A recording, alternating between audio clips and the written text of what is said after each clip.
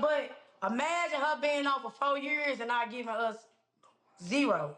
None at all. GloRilla's sister got on live and said that GloRilla hasn't been helping her family out at all. Like, not once ever since she got on. Now, I'm somebody who has been watching GloRilla since she got on. I watched her get on the private jet with Yo Gotti and sign her deal from FNF till right now. GloRilla has been on a tremendous run. I love her as a female rapper, as a rapper in general. She has a great spirit, great energy. You know, she just really brings that. She feels real as far as celebrities can go. And her sister says she hasn't been helping their mom, their dad, none of their siblings, and it's 10 of them. It's 10 of them. So I don't know how much help she was expecting. She know better. Better word how I treat you. Man, look, you have been outstanding. I could never pay you back for all the shit.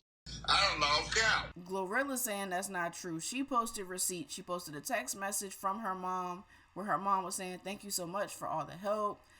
She posted a video where she got her father a retirement gift. She got him a car for her retirement gift. The sister is saying our mom is still working. She's still working at FedEx. You don't do nothing for us. And I'm just here to say, is it her responsibility to take care of her grown siblings? The parents I get, depending on what role they played in your life. Because, I mean, if the parents weren't parenting, then it's optional. But siblings, though, I don't know if that's exactly her responsibility. Her sister has been on live. I'm talking about she going off, saying she owes us. She has to break us off something. She hasn't done nothing. Embarrassing. Like, I don't think you should do that as a sibling. You definitely have her number. You might not like what she has to say, but that is a one-on-one conversation. That is an A-B conversation, and you shouldn't have CC'd us in because we don't need to hear it. Before we jump back in, I came across an opportunity too good not to share with you guys. If you've been looking for a simple side hustle that fits into real life, this might be for you. I started my travel business 3 years ago. It's super beginner friendly and flexible. It's really two businesses in one.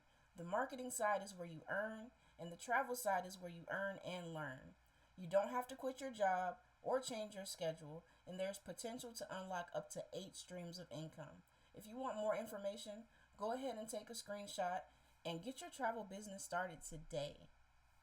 She said it's 2 siblings out there living with GloRilla right now, and she don't do nothing for them, but she does things for her friends. That's how she put it.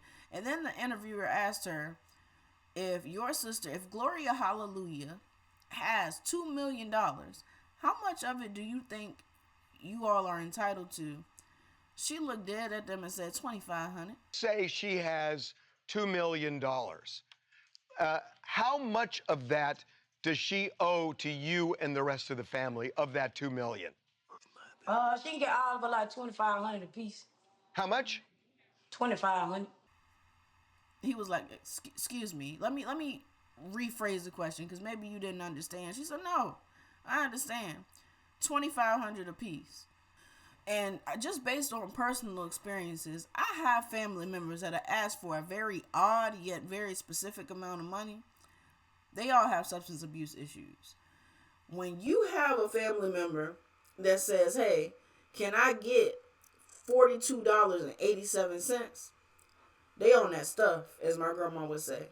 They own something. Because ain't nobody in their right mind gonna hear $2 million and say, all I need is $2,500. Now, I'm not putting that on this woman. But what I am saying is I have firsthand experience. Somebody in there owns something. And just the fact that we saw the interviews that GloRilla did as she was coming up, and her on the Breakfast Club where she said, I didn't even know people had real bids. Like, I didn't know that was a thing. We know the conditions that she came up in. I guess that all of them would have had to come up in, and I don't understand why the sister is mad at her and not their parents. Not their mother and their father. For them, you know, she said they didn't have nothing to eat. They had roaches in the house. They had really, really, really bad conditions. And she's saying they still have these bad conditions. But your parents decided to keep having kids and keep having kids when they couldn't afford to get you guys in better conditions. And now that you're a full-grown adult, where you work at. You told us where your dad worked and that he retired. You told us where your mom worked. We know what GloRilla doing. Where are you working? Where are the other brothers and sisters working? And I know family drama can get really messy. It's always 2-3 sides to every story. Everybody has a different perspective. But I do have more questions.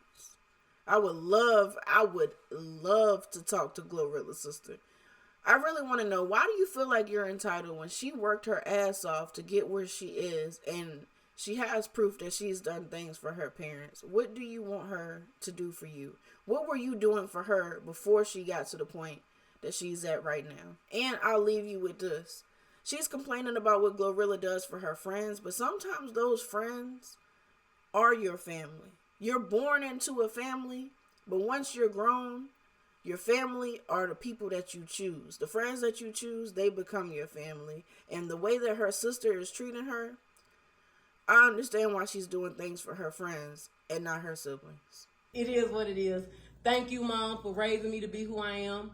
Thank you for giving me my name and marking me to be blessed to be able to take care of the people who take care of me. I wake up, I cook up, I think they watching me. Ooh, if they watching me, I know they wanna steal